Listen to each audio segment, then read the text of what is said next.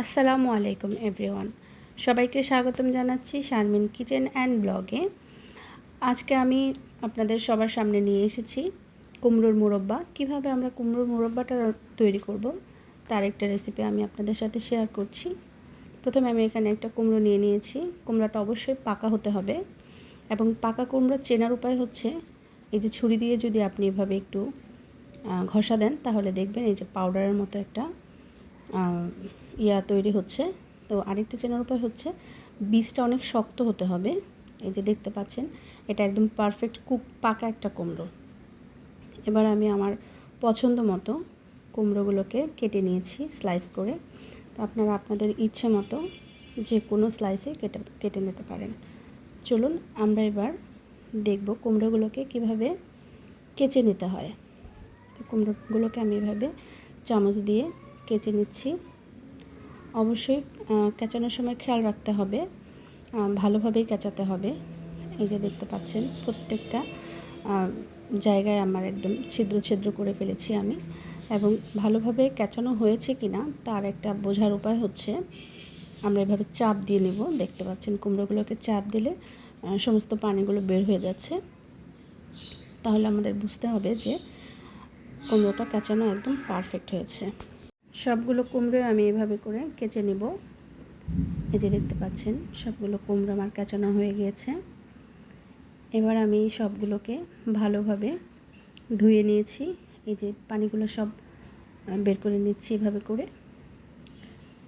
এরপর আমি বড় একটা বোলের মধ্যে পানি নিয়ে নিয়েছি। পানির মধ্যে আমি এখানে 2 টেবিল চামচ খাবারের চুন ব্যবহার করছি। অবশ্যই আমাদের মনে রাখতে হবে এখানে আমি নিয়েছি 3 লিটারের মতো পানি।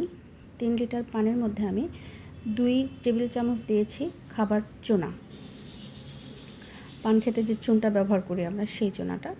তো এরপর আমি কি করব, পানি চেপে পানিগুলো ফেলে দিয়ে আমি এই চুনের মধ্যে সবগুলো কুমড়োকে ভিজিয়ে রাখবো। এটাকে আমি প্রায় 3 ঘন্টার মতো ভিজিয়ে রেখেছিলাম। এবার দেখতে পাচ্ছেন 3 ঘন্টা পর আমি কুমড়োগুলোকে একদম পারফেক্ট করে ধুয়ে নিয়েছি, একদম ভালো করে, যাতে চুনার কোনো অংশ না থাকে। ধুয়ে এগুলোকে আমি চিপে নিয়েছি। এবার চিপে নেওয়ার পর এখানে আমি চিনি দিয়ে দিয়েছি। দেখতে পাচ্ছেন আমি এখানে চিনি দিচ্ছি। চিনি দিয়েছি আমি 1 কেজি। আর এখানে চিপে নেওয়ার পর আমার কুমড়ো হয়েছিল 850 গ্রাম। 850 গ্রামের মধ্যে আমি চিনি দিয়েছি 1 কেজি। 1 কেজি চিনি দিয়ে আমি চিনিগুলোকে এইভাবে মিশিয়ে নিচ্ছি।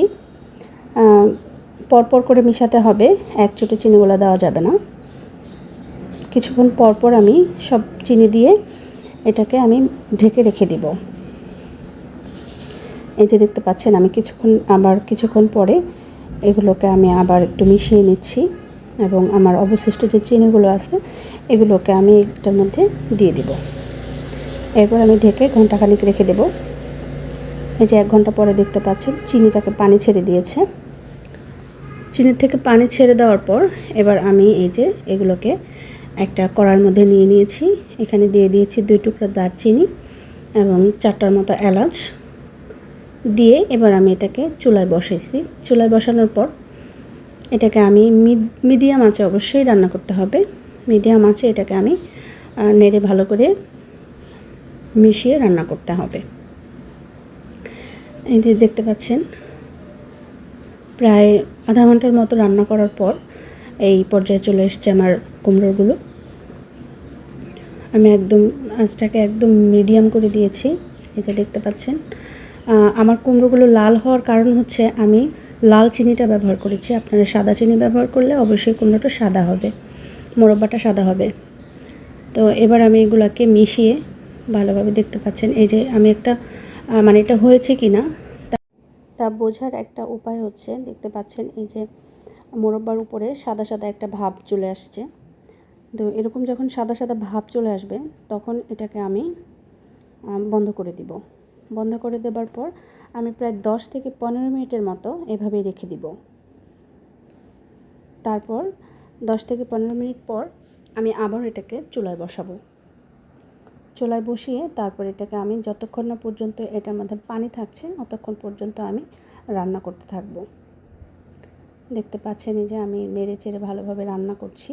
এই যে দেখতে পাচ্ছেন আমার মোরব্বাটা প্রায় হয়ে গিয়েছে। আমি খুব ভালোভাবে এগুলোকে নাড়ছি। দেখতে পাচ্ছেন এত নাড়াচাড়ার পরও কিন্তু আমার মোরব্বাগুলো ভেঙে যাচ্ছে না। এই যে দেখতে পাচ্ছেন আমি আঁচটাকে একদমই লো করে দিয়েছি। আলহামদুলিল্লাহ হয়ে গিয়েছে আমার কুমড়োর মোরব্বা। তো মোরব্বাগুলোকে আমি একটা চিমটা দিয়ে একটা একটা করে তুলে এরকম একটা নেটের উপরে রেখে দিব যতক্ষণ না পর্যন্ত এটা ঠান্ডা হচ্ছে। অবশ্যই এটা ফ্যানের নিচে রাখা যাবে না। ফ্যানের নিচে রেখে দিলে এটার উপরে একটা আঠালো ভাব চলে আসবে। এটা নর্মালি রাখতে হবে। এভাবে আমরা একটা নেট দিয়ে বা জালি দিয়ে সুন্দর করে এটাকে ঢেকে রাখবো। দেখতে পাচ্ছেন এই যে কতটা জুসি দেখা যাচ্ছে আমার কুমড়োর মোরব্বাগুলো। আমি আপনাদের একটু কেটে দেখাচ্ছি। এই যে দেখতে পাচ্ছেন আমি হাতে নিয়ে দেখাচ্ছি আপনাদেরকে, দেখেন কতটা জুসি এটা। উপরে অবশ্যই শক্ত এবং ভেতরে জুসিটা আছে। এভাবে করে অনেক সহজেই বাড়িতে বানিয়ে ফেলা যায় মোরব্বা।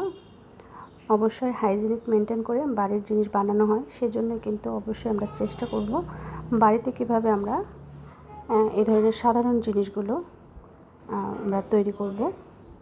তো সবাইকে স্বাগতম আমি আমার এই রান্নার জন্য। সবাইকে ধন্যবাদ। আল্লাহ হাফেজ।